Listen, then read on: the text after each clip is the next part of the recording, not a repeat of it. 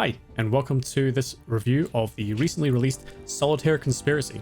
I haven't played Solitaire in a really long time, nor any other variation of this classic card game, but if Bithell Games is releasing something new, then I'm going to take a look. For those not familiar with Bithell Games, Mike Bithell and his team typically make really fun but really short experiences. For example, John Wick Hex runs about 7 hours or so, whereas Subsurface Circular runs for about 2. And the Solitaire Conspiracy sits sort of perfectly in the middle of that. First off, the game is slick. It's got this really cool neon digital aesthetic to it. You unlock new skins as you progress through the story, and you can change them all in the menu anyway, but this is the one I've gone for. And you can see it goes through all the way to the playing field as well. So one significant difference to the presentation that differs from the classic card game is that the 4 normal suits that you might expect to see are actually replaced with a spy team or faction. Each faction's face cards, so Jack, Queen, King, have their own ability, and they become active when you put the ace of that faction down. So for example, I can show you that right now. I'm going to power up Drive Team 6. And you can see their ability. If I hover over, there we are. Drive Team 6's agents send the next card of the suit they're placed onto the next target, and they're removed to the bottom of the stack. So, I personally, I find this team is probably one of my favorite teams, actually, because it reminds me a lot of like a Fast and the Furious type of faction. So if I just place that here on the Blood Legacy pile, the ace is there, regardless of where it was lying.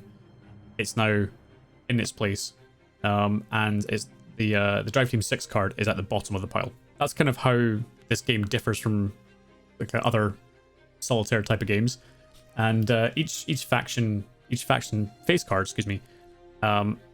has its own character and their own backstory. Each face card does the same thing in that suit, but each character is unique. So we talked about the visual presentation, but what about the narrative? I mentioned before it was a spy thriller conspiracy type of story.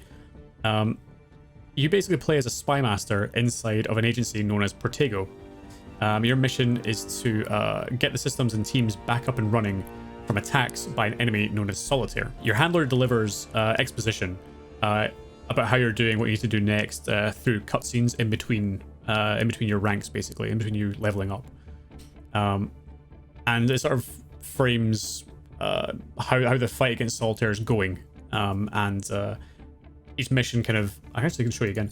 Each mission has sort of like an outline of what the plan is to disrupt Solitaire's plans. When you complete a mission as well, you'll get a little bit of text, sort of almost like a summary of saying, "Hey, great job! This is what happened in the mission." So there's like a narrative wrapper around every game essentially. Your handler in this game is none other than Greg Miller of Kinda Funny and ex-IGN fame. I'm personally a big fan of Greg, and while I did struggle to sort of see past him, some of his dialogue is really well delivered, and I got used to seeing an actor playing as a character rather than an influencer playing as a character. He was actually pretty good throughout it. If you don't know who he is, you might not have the same issues that I had, but if you're not a fan of him, you might also find it tough to get past that.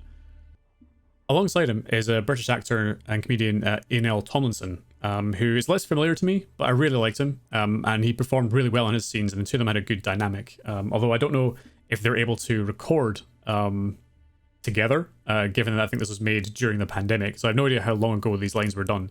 But if they were not done together, then the way they edited this together turned out really well. I really liked it.